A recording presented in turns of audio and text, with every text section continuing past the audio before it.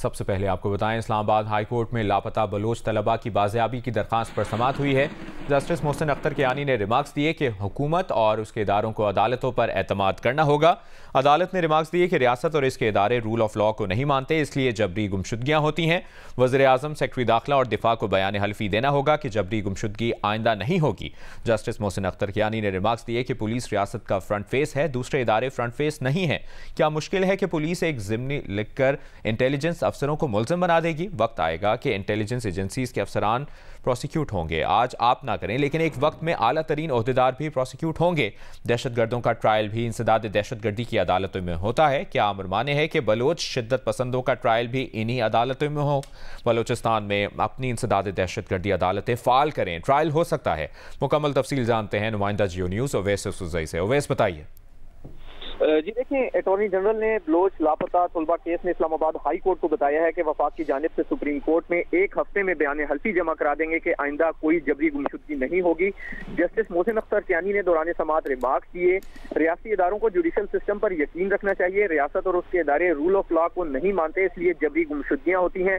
Missing person का तस्वुर सिर्फ हमारे मुल्क में है, दीगर ममालिक में ऐसा कोई तस्वुर नहीं। कानून के सामने सब जवाबदेह हैं। वक्त आएगा कि इंटेलिजेंस एजेंसियों के अफसरान और आला ओहदेदार भी प्रोसिक्यूट होंगे।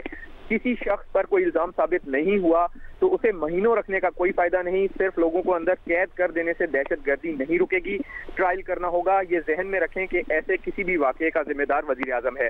जस्टिस मोहसिन अख्तर कियानी जब समाअत करे थे तो अटॉर्नी जनरल अदालत में पेश हुए और उन्होंने बताया कि दरखास्त गुजार ईमान बाजारी ने लापता बलोच तलबा की फहरिस्त फराम की थी। 9 लापता बलोच तलबा को बाजियाब करा लिया गया है, जबकि 15 अभी तक मिसिंग है। मिसिंग बलोच तलबा को बाजियाब कराने के लिए तमाम तर कोशिशें की जा रही हैं।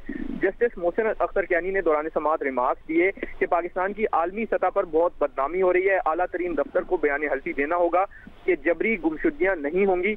मेरे सामने कोई बलोच मिसिंग बाजियाबी के बाद नहीं आया जिससे सवाल कर सकूं। जो लोग बाजियाब हुए पता नहीं वो ठीक भी हैं या नहीं, न जाने बाजियाब होने वालों की हेल्थ कंडीशन क्या होगी। उन्होंने ये भी कहा कि जो अफराद लापता हैं उन्हें चाहे 10 साल से जायद का वक्त गुजर गया हो, वो अफराद जिंदा हैं या मर गए, ये बताना पड़ेगा। दौरान समाअत वकील ने बताया कि बलोच अफराद के 2 किस्म के एहतजाज हो रहे हैं। एक वो लोग जिनके लोग मिसिंग हैं वो आए हुए हैं, जबकि दूसरे शोदा के वर्सा का एहतजाज भी चल रहा है। इस पर अदालत ने कहा कि अटॉर्नी जनरल साहब आप इस मामले को देखें और दोनों एहतजाज करने वालों से मिलें, कहीं वो एक दूसरे को नुकसान ना पहुंचाएं। रियासत यकीनी बनाए कि कोई नाखुशगवार वाकया पेश ना आए।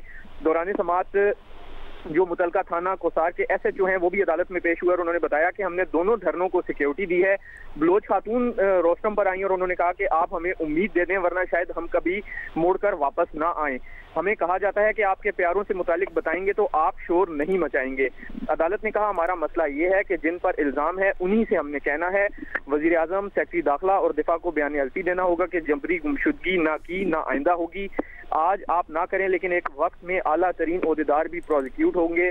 उनका ये भी कहना था कि दहशत गर्दों का ट्रायल भी इंसदाद दहशत गर्दी की अदालतों में होता है। क्या अमर माने है कि बलोच शिद्दत पसंदों का ट्रायल भी इन्हीं अदालतों में हो? बलूचिस्तान में अपनी इंसदाद दहशत गर्दी की अदालतें फाल करें, ट्रायल हो सकता है। जी बहुत शुक्रिया आपका ओवैस सुज़ई।